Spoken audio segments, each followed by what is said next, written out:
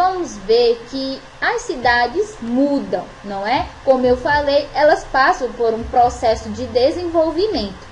Ao longo do tempo, acontecem muitas transformações nesse espaço urbano. As cidades crescem, surgem novos bairros e o número de construções aumenta. Também são construídas ruas e avenidas. As cidades, elas são organizadas, pessoal, porque de início a gente tem um local pequeno, mas para que ela possa se desenvolver e se tornar uma grande cidade, é necessária a construção de muitas casas, não é? De muitas moradias. Mas será que essas moradias podem ser construídas de forma desordenada?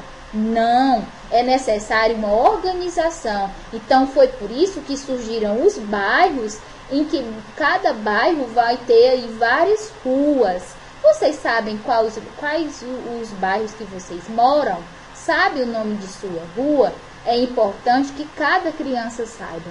Aqui nessas imagens a gente tem a cidade de onde?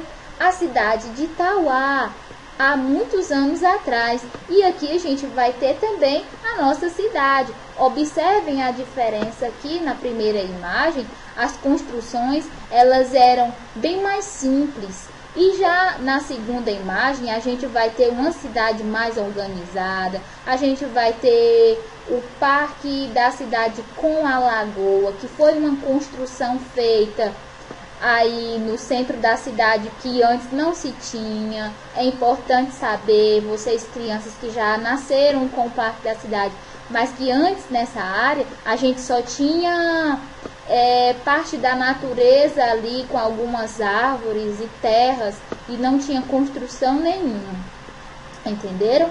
E alguns locais ou construções da cidade podem desaparecer também. Pode ser também que aconteça em algumas cidades a demolição de prédios. Aqui eu posso destacar para vocês, ali no centro a gente tinha a presença da escola Júlio Rego. Quem lembra que antes se tinha o Júlio Rego ali no centro?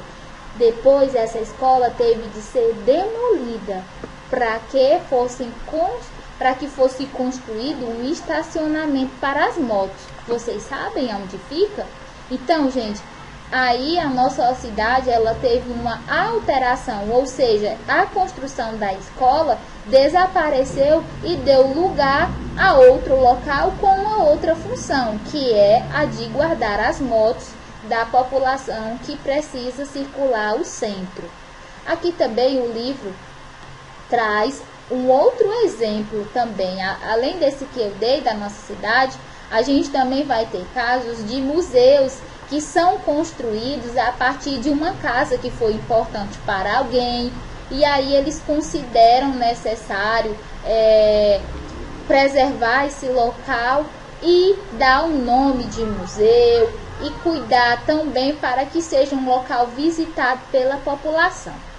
A gente vai ter aqui a parte do texto do livro de vocês que diz assim: mesmo que as cidades se transformem, alguns locais e construções são considerados muito importantes para determinados grupos sociais. Esses locais e construções têm um valor simbólico coletivo e são reconhecidos como patrimônios culturais. Lembram que no sábado letivo, no sábado passado da nossa aula de rádio, a gente ouviu muito sobre os patrimônios culturais? Então, os patrimônios culturais, eles fazem parte das nossas cidades. São construções antigas e que têm um valor simbólico para a população. Aqui eu trago o exemplo da igreja de Nossa Senhora do Rosário, antes, como ela era antes e como ela passou a ser depois. Observem que as alterações são poucas.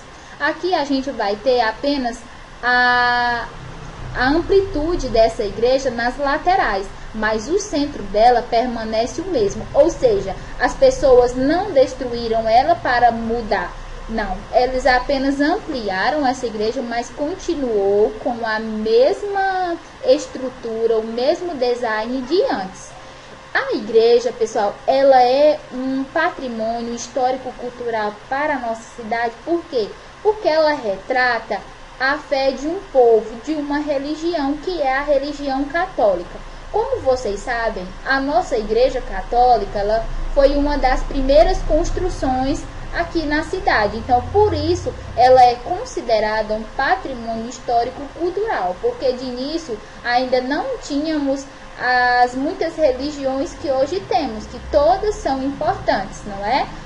Lembrem-se que a gente não pode olhar com desprezo ou preconceito um tipo de religião. Todas, é importante que saibam que todas têm sua importância e cada pessoa só tem um jeito de expressar a sua fé, né? Jeitos diferentes. Então, aqui a gente traz esse exemplo. A videoaula finaliza por aqui. Espero que vocês tenham compreendido e agora é hora de responder a tarefa.